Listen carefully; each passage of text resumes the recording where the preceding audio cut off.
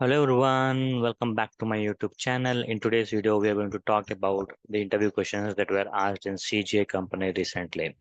So let us thank our subscriber who has shared us this question so that it can be of help to others who are preparing. So if you're new to my channel, don't forget to like, share and subscribe. So the first question that was asked was actions between two dashboards. So now in real time, what happens is, when you are creating dashboards, there are chances that you might have multiple dashboards in place, right? And there might always be a situation where you want to navigate between one dashboard, like say this dashboard 2 to dashboard 3 or dashboard 3 to dashboard 1 or dashboard 3 to dashboard 1, whatever it can be. Okay, so client was or interviewer was interested in knowing how will you establish are the actions between this. Okay, so here you can do it in multiple ways. So here we have navigation button that we can use. Okay, I can simply use my navigation and I can go to wherever I want, like say navigate to what I want to navigate to dashboard 1, dashboard 2, dashboard 3, like that. Like say let us keep this as floating so that we can understand. Edit button, I want to navigate to dashboard 1. Okay, so I am in dashboard 2 currently, but I want to go to dashboard 1. Click on apply. Okay, now when I click this, it will take me to this. Okay, so this is one method of navigating. Others, we also have dashboard actions that we can use. Okay, add action. Under this we have go to URL or go to sheet that we can use. So go to sheet. From where do we want to go to dashboard 1. Simple. Okay, so click OK and OK. So now if I click on, maybe if I have some object, it would be easy. So I'll just take I'll try to create an empty field and I'll call it as home.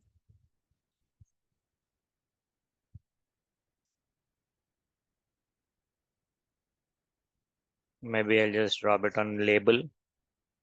Okay, I'm going to use this sheet to as a floating object. Put it here.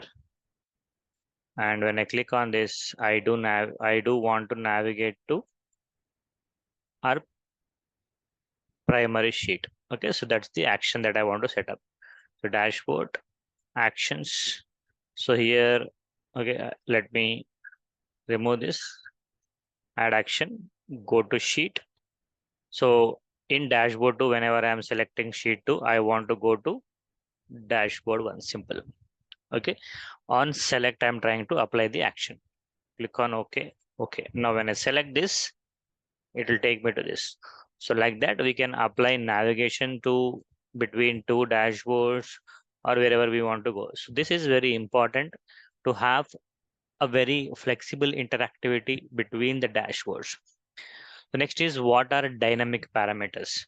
So we all know, there are or there is a concept of parameter in Tableau, right? So that is one of the most important. Now dynamic parameters means what?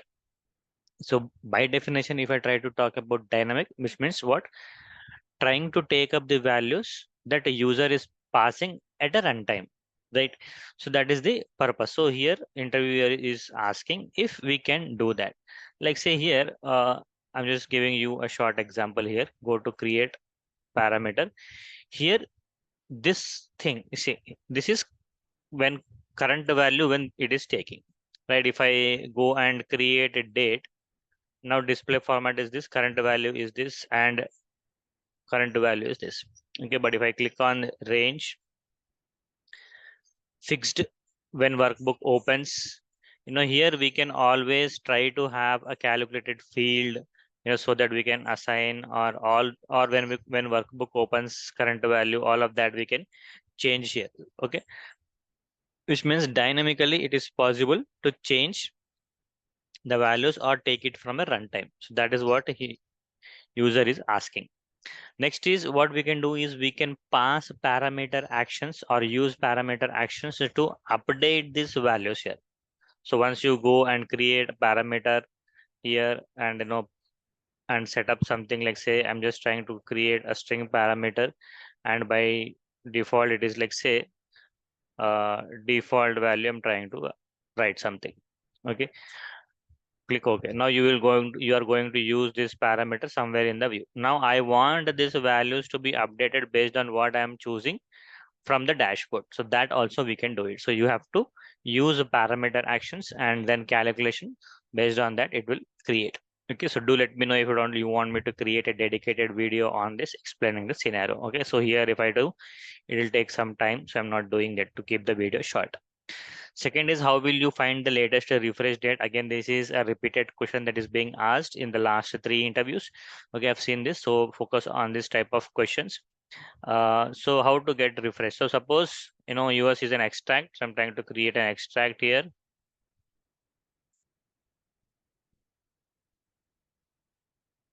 So here under history, you will see when was this, because we have not done anything. It is not giving us options. So let us go here. I'm going to extract. And then if I come back to our dashboard too, it is asking to save. Let us save it. And again, if I come back to any of our worksheets, now if I go to my worksheet, okay, I'm going to click on this. Okay, maybe properties here, not under properties, I think. So here, extract history, last refresh date is this one. Okay, so under your extract, right click on the data source. Under your extract option, you have history option. From here, you can go. You can see when was it refreshed, when was it, uh, how many rows it extracted, all of that information you can find it. Okay, and here also there should be an option. So data source name and data update time, there are two options that are there that you can use to know the update time, data update time and data source name. So if I'm just trying to use both here, I'll just try to. So it is giving us exactly at 8 to 5, which means just now we refreshed, right? So the same time it is trying to give us. So the last update time. Okay, so that way also you can use it. So next is whenever we open a landing page, we want to see the latest max date sales and previous max date sales. So technically, he is asking us to find out the max date from the database and display the sales according to that. So now first for that, what we need to find out is what is the max date that is available. And we need to create a filter according to that. So to get the max date, what will we do? Okay, like say, let us first see what are the dates that we have so that we can play with it. So we have dates till 2024. What I'm trying to do is I'm trying to assume today is my max date. Okay, so I'm just taking the value as today here and I'm going to today. Okay, so assuming today is max date. If at all you need max date from the database, what will you do? We'll simply use uh, max of order date. So we'll get maximum date that is available in our database. So let us first see that and we'll try to use it. So what is the date that we have? I'm trying to just drop it here and make it exact date so that we can see. So 30/12/2024 is maximum date. So this is one approach. After that, what will you do is you'll try to create a flag based on that. So you'll write it as max date flag, simple. Okay, and then you'll try to match it with your date field. Okay, so if order date is equal to today, okay, so from in this order date I might have multiple values. So but from here I am getting only today's date or maximum date.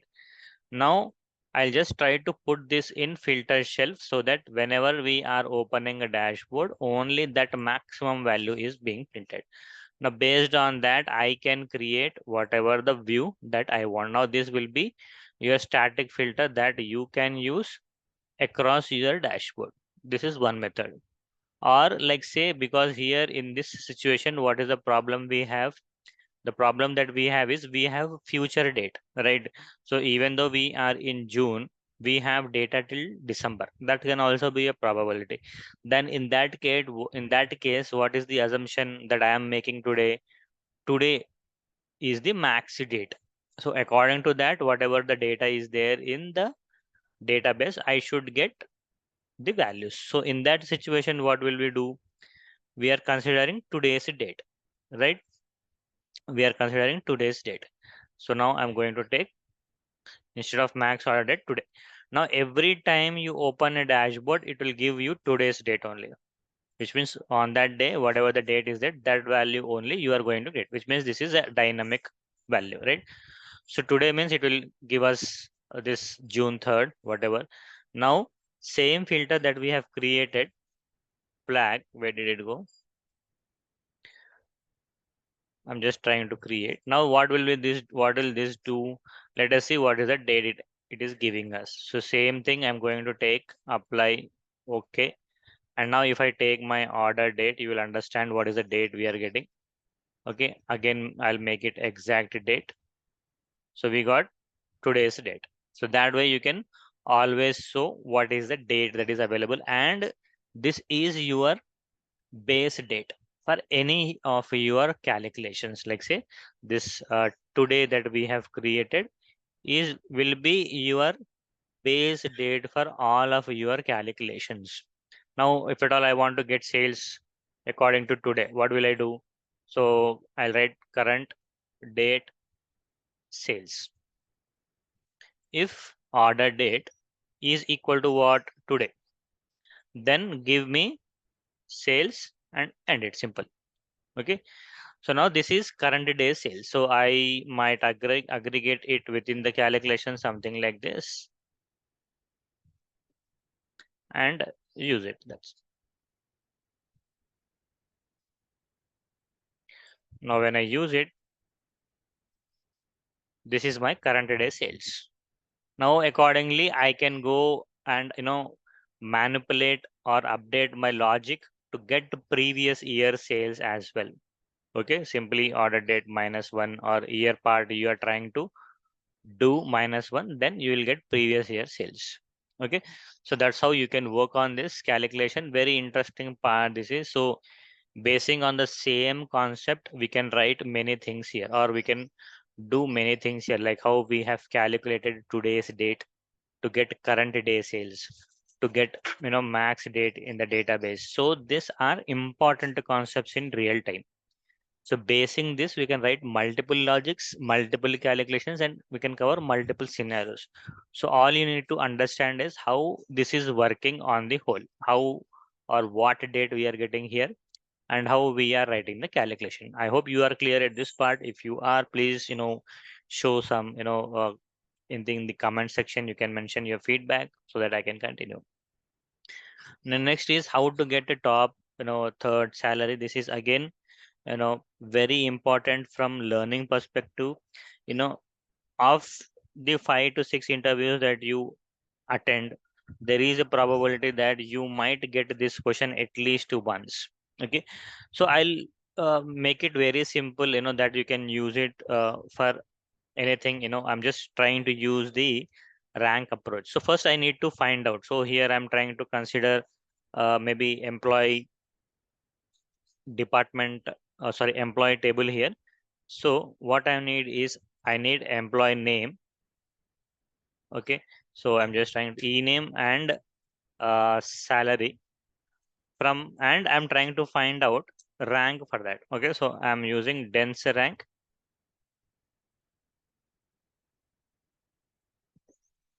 over, I'm using order by salary descending, simple. So when I use that, I am going to get rank for my each of my salary. Now if at all you want ranks uh, per department, then again you can use partition by department here, and then you'll get that accordingly. But here we are trying to find out on the whole, so I'm not using partition by, and I'm calling this as rank of salary, simple. Okay, so here with this we are going to get 3 columns. So we'll get e-name, we get salary, and then rank of salary. Simple. Now basing on that, I'm trying to use a query on top of it. Simple. Select star from, I'm opening the bracket and I'm closing it, which means what? How many columns I'm going to get? I am going to get only these 3 columns only from here. So this part you need to understand here simply. Okay. So these 3 columns I'm calling here, I'm calling select star. But here inside this, I have only these 3. Okay. Where after this, what we need to write? We need to limit the, so here from EMP table, obviously. Okay. EMP table.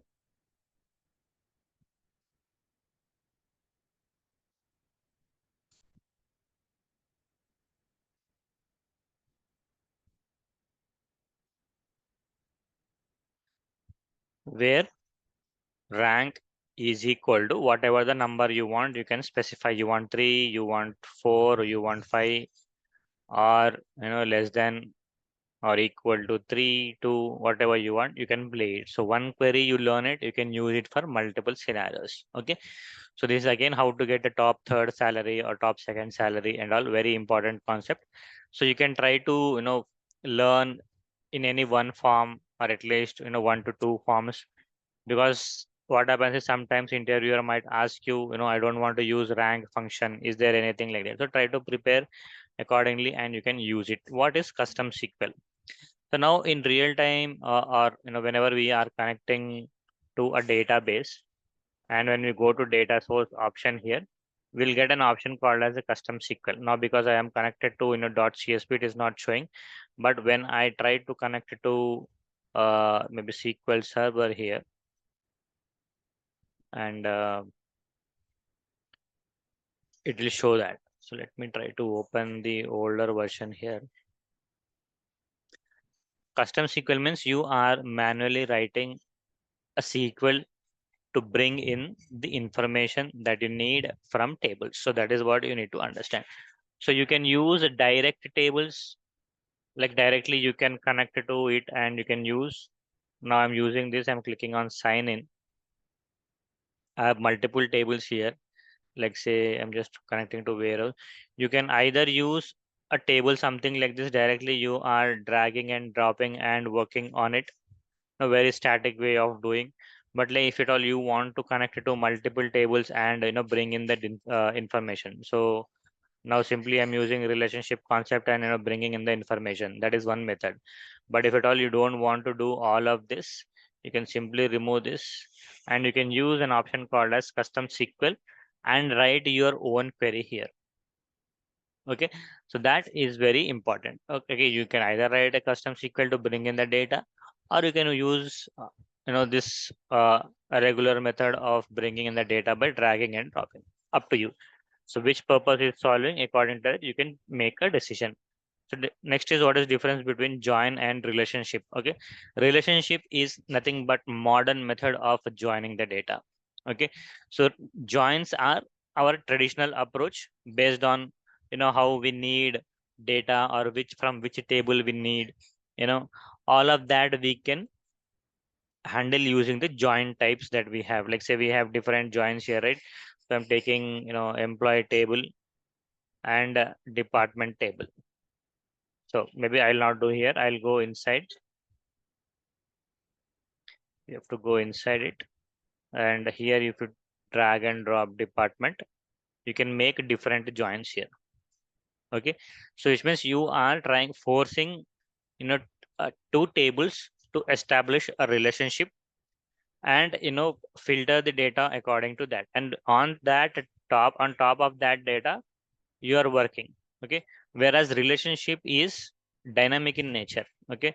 So here it will bring in the information, but only when you are using it, it will try to establish relationship between these multiple tables and bring in only relevant information. Okay, again you can specify on what column you need, all of that you can do. Okay, so this you can use real time, I mean relationships in are being used often this time. So you can focus on relationship than rather than going for joins. If you are creating dashboards now, latestly. What are the custom charts you have used in Tableau? Again, this is one answer that we always said that we need to have answer for. What are the different charts you can create apart from the regular 24 charts that we have here? So if I go to my show me, forget about this and everyone has answer. Apart from this, what is that you have created? So one common answer that we are saying from the ages is the donut chart, right? So move over it and try to create some advanced chart for yourself and try to talk about that, because there are chances that we might have created those, or there might be a situation where client has asked us to explore a different chart. Then how are you going to solve that? Okay, so try to talk about that and try to have an answer for that, and don't have a common answer, right? So this donut chart was very common in every interview. Whenever we used to ask donut chart, they used to say move over it, try to create or have a different answer for yourself. So that's about custom charts. How can we use multiple measures in a dual chart? If yes, how is it possible? So what is a dual axis chart? Sorry. So if I go to my Tableau here, I'm just closing this. Okay, and here, like say I'm taking my region here. So dual axis means what? Generally when we bring one measure and we bring in the second measure, drop it on axis, sorry, drop it on rows, and try to merge these two using the concept called as a dual axis. Simple.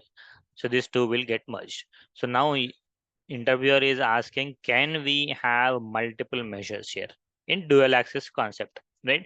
So I'm just trying to remove it. There is one approach that we can try. What I'm trying to do is I'm trying to get measure values here onto my view and dropping it here. Okay, you see, it is getting in all the values. Okay, but as of now, I don't need all of them. So I'm just taking measure names onto my filter, and I'll try to filter the data here. Maybe we don't need all of them. We'll just keep these three. Also don't need, click on apply. Okay. Now see, in one axis we have only sales, and in another place we have four measures: profit, profit ratio, quantity, and sales. Now I can simply use the dual axis concept to merge them. One, our sales, I'll put it as bar, and rest are circles. So this way also you can use your dual axis concept. Okay, I hope you have learned something new from the video. If it does, don't forget to mention your comment and share it across your friends who are now attending interviews. And please share your questions so that it can help others. See you in the next video. Till then, bye bye and have a good day.